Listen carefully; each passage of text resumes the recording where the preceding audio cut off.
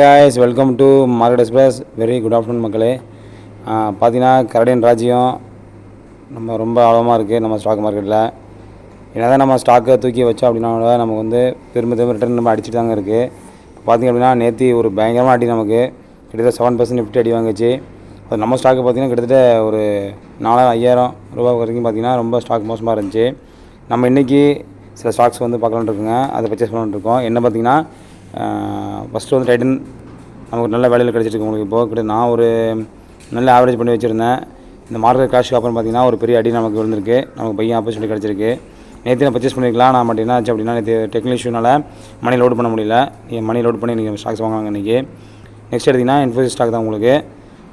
Jewel இண்டஸ்ட்ரியில் பார்த்திங்கன்னா நம்ம டைட்டன் பண்ணிகிட்ருக்கோம். அதுமாதிரி ஐடி செக்டரில் பார்த்திங்கன்னா இன்ஃபோசிஸ் நம்ம ரொம்ப நாளாக டீல் பண்ணிகிட்ருக்கோம்.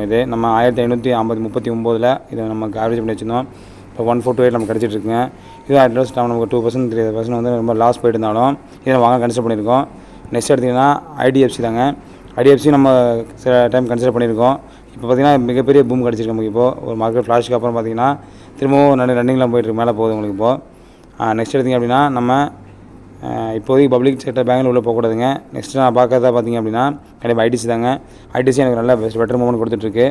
எனக்கு -2% போனால் அப்படி கூட நேற்று கிராஷில் அமௌண்ட் லோட் பண்ண முடியல. ரொம்ப சிரமப்பட்டு இன்றைக்கி திரும்பி அமௌண்ட் லோட் பண்ணி ஒரு 5 ஷேர் அந்த டைம் நம்ம வாங்கி பர்ச்சேஸ் பண்ணி வச்சுருக்கோம் இந்த ட்ரேடிங்கில்.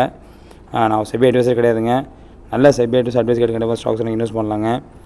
நெக்ஸ்ட் ஸ்டாக் எடுத்திங்க அப்படின்னா டாடா மோட்டார்ஸ் தாங்க. நமக்கு நல்ல ஒரு ஆப்பர்ச்சுனிட்டி கிடச்சி நேற்று அதை பயன்படுத்தணும். நேற்று நம்ம 2 ஷேர் 3 ஷேர் அதுமாதிரி தான் வாங்கணும். நம்ம எப்போதுமே பல்காக ஷேரிங் வந்து வாங்குறது இல்லைங்க. கொஞ்சம் கொஞ்சமாக அக்கௌண்ட் பண்ணி வச்சுப்போம். நம்ம ஆவரேஜ் ப்ரைஸ் பண்ணி நான் போன பர்ச்சேசிங் பார்த்திங்கன்னா 14 மே பண்ணியிருந்தேன். இன்றைக்கி 2 ஷேர் ஒன்று போட்டிருக்கேங்க. இன்றைக்கி கண்டிப்பாக நல்ல ரிசல்ட் இருக்குது வரும்னு பார்ப்போம். அடுத்த நெக்ஸ்ட்டு மணப்புறம் பாருங்கள். மணப்புறமும் நம்மளுக்கு நல்ல ரேஞ்சில் கிடச்சிட்ருக்கு. அதை நீங்கள் பர்ச்சேஸ் பண்ணி பெனிஃபிட் பண்ணலாம்.